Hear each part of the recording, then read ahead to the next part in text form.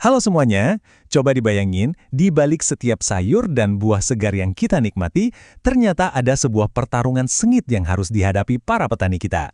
Apalagi kalau sudah masuk musim pancaroba yang cuacanya super labil. Nah, hari ini kita bakal kupas tuntas pertarungan tak terlihat itu.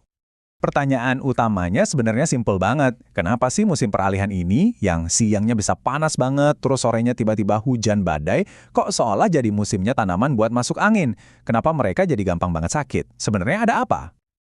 Oke, ini dia peta perjalanan kita hari ini. Kita mulai dari kenalan sama si musim pancaroba yang plin-plan, terus kita cari tahu kenapa tanaman bisa stres, baru kita kenalan sama pasukan penyerangnya. Nah, yang paling seru, kita bakal bongkar strategi cerdas para petani, sebelum akhirnya kita lihat apa artinya semua ini buat masa depan pangan kita semua. Siap? Oke, kita masuk ke bagian pertama. Yuk kita kenalan lebih dalam sama biang kerok utamanya, si musim pancaroba. Jadi gini, pancaroba itu bukan sekedar musim ganti baju biasa. Ini lebih kayak musim yang moodnya bisa berubah drastis dalam sekejap. Bayangin, siangnya panas cetar membahana, sorenya tahu-tahu hujan badai plus angin kenceng. Nah, kekacauan cuaca inilah yang jadi panggung sempurna buat segala macam masalah di lahan pertanian. Nah, sekarang ayo kita cari tahu kenapa cuaca yang super labil ini bisa bikin tanaman jadi tertekan. Atau gampangnya kita sebut aja stres. Begini ceritanya, waktu siang lagi panas-panasnya, tanaman itu pintar loh. Mereka bakal menahan napas alias menutup pori-pori daunnya supaya nggak dehidrasi. Tapi pas hujan deras tiba-tiba turun, udara jadi super lembab. Akibatnya tanaman malah jadi susah minum nutrisi dari tanah. Jadi serba salah kan? Panas salah, hujan juga salah. Nah, ini dia poin kuncinya. Kondisi stres bolak-balik tadi itu bikin pengiriman satu nutrisi super penting, yaitu kalsium, jadi macet. Padahal kalsium ini ibarat bahan baku buat membangun tulang tanaman. Kalau pasokannya terganggu, dinding sel tanaman jadi lemah. Persis kayak tulang kita kalau kekurangan kalsium, jadi rapuh. Efeknya kelihatan banget di tanaman kayak cabai atau tomat. Bunganya jadi gampang rontok, buahnya jadi gampang pecah-pecah. Dan yang paling bahaya, sistem pertahanan alaminya jadi lemah banget. Tanaman yang stres ini jadi kayak rumah yang nggak dipagar, sasaran empuk banget buat diserang penyakit. Oke, ketika pertahanan tanaman udah jebol, panggungnya jadi siap buat kedatangan para penjahat terkenal di dunia pertanian. Inilah dia, pasukan penyerang. Pasukan penyerang pertama adalah wereng batang coklat. Jangan salah, hama kecil ini super cerdik. Dia memanfaatkan kondisi unik musim pancaroba buat keuntungannya sendiri.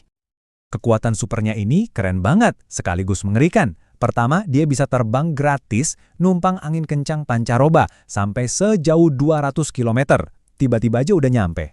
Kedua, begitu mendarat, mereka langsung sedot habis nutrisi tanaman padi. Dan hasilnya?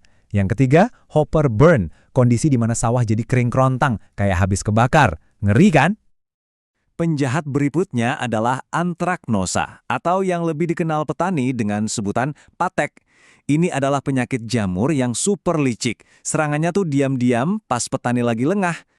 Dan di sini kita lihat betapa liciknya dia. Serangannya dimulai dari percikan air hujan yang nyebarin sporanya. Terus dia masuk lewat retakan-retakan kecil di buah. Ingat kan retakan akibat kekurangan kalsium tadi? Nah, disitulah dia beraksi. Menginfeksi diam-diam, nggak kelihatan. Tahu-tahu pas mau panen, buahnya busuk parah. Bener-bener musuh dalam selimut. Terakhir, kenalan sama ulat gerayak jagung atau fall armyworm. Ini adalah hama pendatang yang super rakus dan tangguh banget. Target utamanya tanaman jagung. Sifat kanibalnya ini unik sekaligus bikin merinding. Mereka itu saling makan satu sama lain buat mastiin cuma yang paling kuat yang bertahan hidup.